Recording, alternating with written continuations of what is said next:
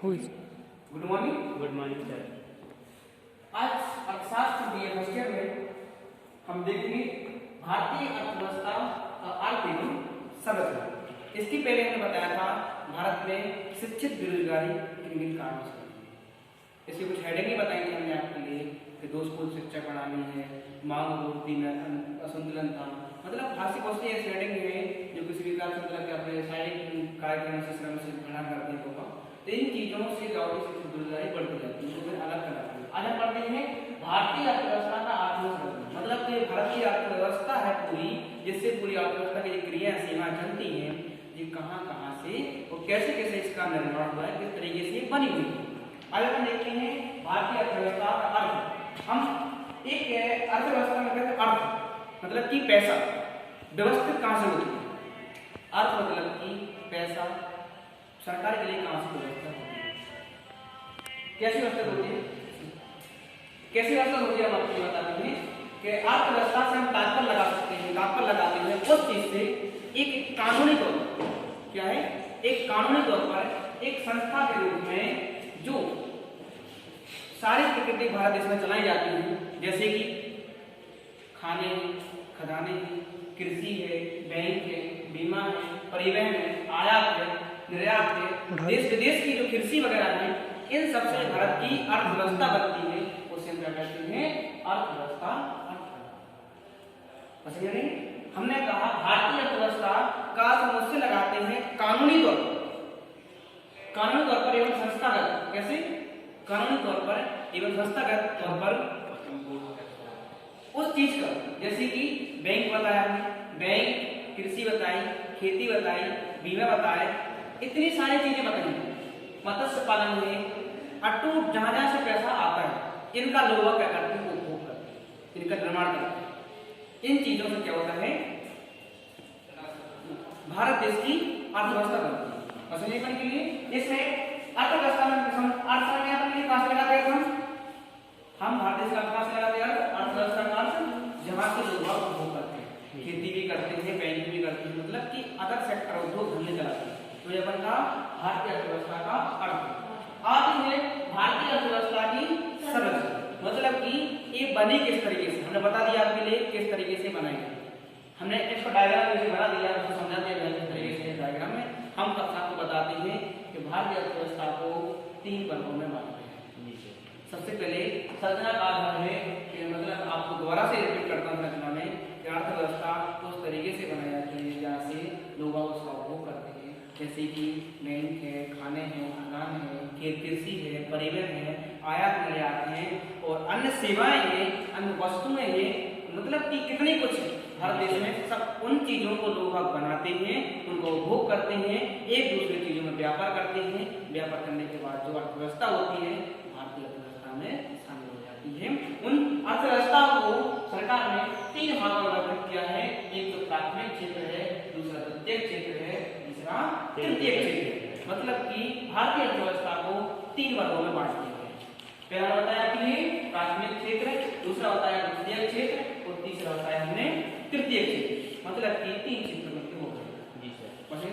अब 3 क्षेत्रों में हम देखेंगे कि किन क्षेत्रों में क्या क्या चीजों को शामिल किया गया है। हमने रखा है प्राथमिक क्षेत्र में आता है कृषि, पशुपालन और वानिकी और मत्स्य पालन। हम देखेंगे कृषि आपको मालूम ही है, अपना भारत देश कहते हैं कि भारत एक कृषि प्रधान देश है।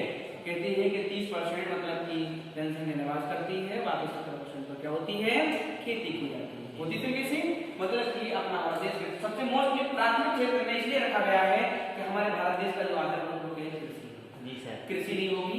कहते हैं मतलब कि सबसे भारत में सबसे ज्यादा ही खेती की जाती है। अलग अलग क्षेत्रों में कपास की, गेहूं की, अलग अलग क्षेत्रों में अलग खेती की जाती है। वो सबसे पहले क्या है उनका कृषि है, उसके बाद पशुपालन। हमारे यहाँ पर गाय, भैंस, बकरी क्या होती है, परंपरा से। कई कई क्षेत्रों में गाय ज्यादा पाली जाती है, भैंसें ज्यादा पाली जाती है, उनका दुग्ध उत्पादन करते हैं, उनको बेचते हैं। क्या होता है, दूसरा आता है प्राथमिक क्षेत्र में आता है पशुपालन और उसके बाद आता है वानिकी। वानिकी होते हैं पेड़ पौधे लगाते, सामाजिक वानिकी। कोई बाग बगीचे लगा देते हैं, फलों के बगीचे लगाते हैं, फूलों के बगीचे लगाते हैं, उससे क्या होता है फलों को बेचते हैं पैसा आता है। क्या होता है? प्राथमिक क्षेत्र में आता है वानिकी जो हम लगाते हैं, मतलब पेड़ पौधों आता है मत्स्य पालन। मत्स्य का होता है मछली पालन। क्या होता है? मछली पालन। आपको मालूम है कि बड़े बड़े क्षेत्रों में, बड़े बड़े तालाबों में, समुद्र किनारों में क्या होता है? मछली पालन करते हैं। इसलिए मतलब कि जो प्राथमिक क्षेत्र है, प्राथमिक क्षेत्र में कहां से आय होती है? एक तो पहला हमारे कृषि से आय होती है, दूसरा है पशुपालन से होती है, तीसरा है वानिकी से होती है, और नंबर 4 है मत्स्य पालन से। तो मतलब कि हमारे पास अर्थव्यवस्था जुड़ती है। बताइए आपके समझ में आया कि नहीं? प्राथमिक क्षेत्र में 4 चीजों से आती है। नंबर 2 द्वितीय क्षेत्र में आती है उद्योग, निर्माण, बिजली, गैस एवं ऊर्जा। मतलब कि उद्योग, हमारे देश में बड़े बड़े उद्योग चलाए जाते हैं।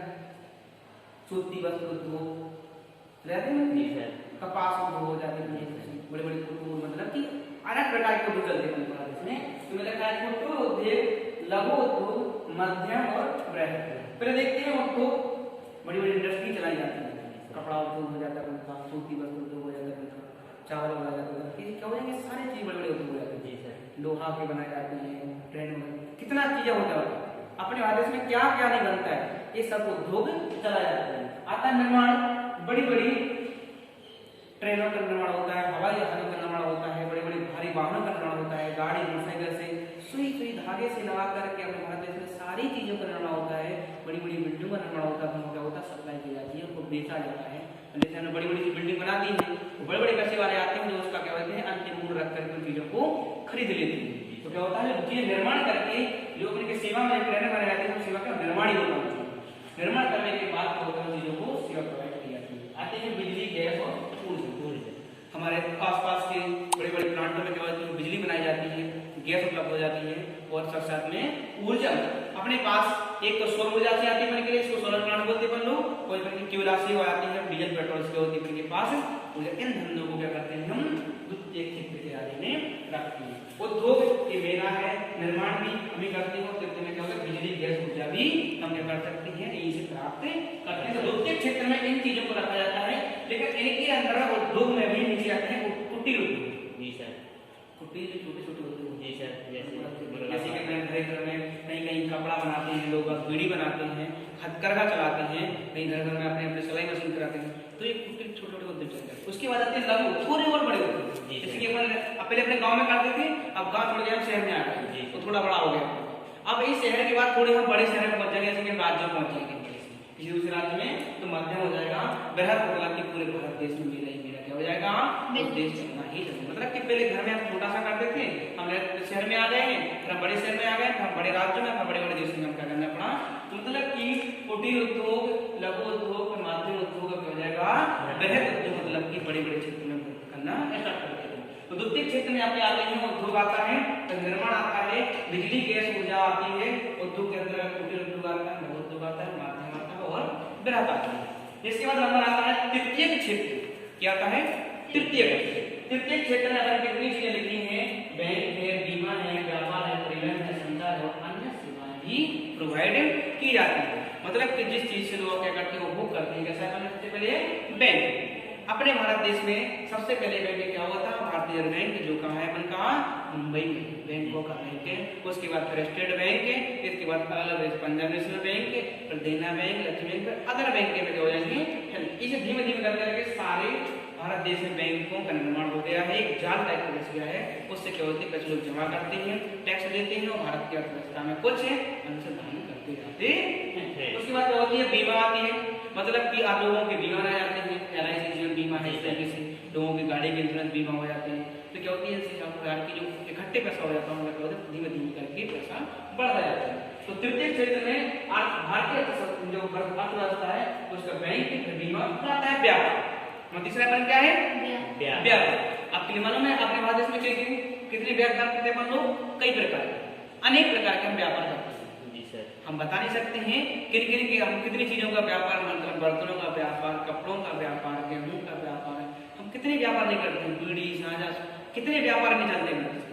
सिगरेट, शराब, कितने हम 80 मतलब कह सकते हैं कि हद से ज्यादा व्यापार होते हैं। तो व्यापार के दायरे में कोई व्यापार नहीं कर सकते, हमें जो सा व्यापार चलाना पड़ेगा वो व्यापार में चलाते हैं। ठीक है।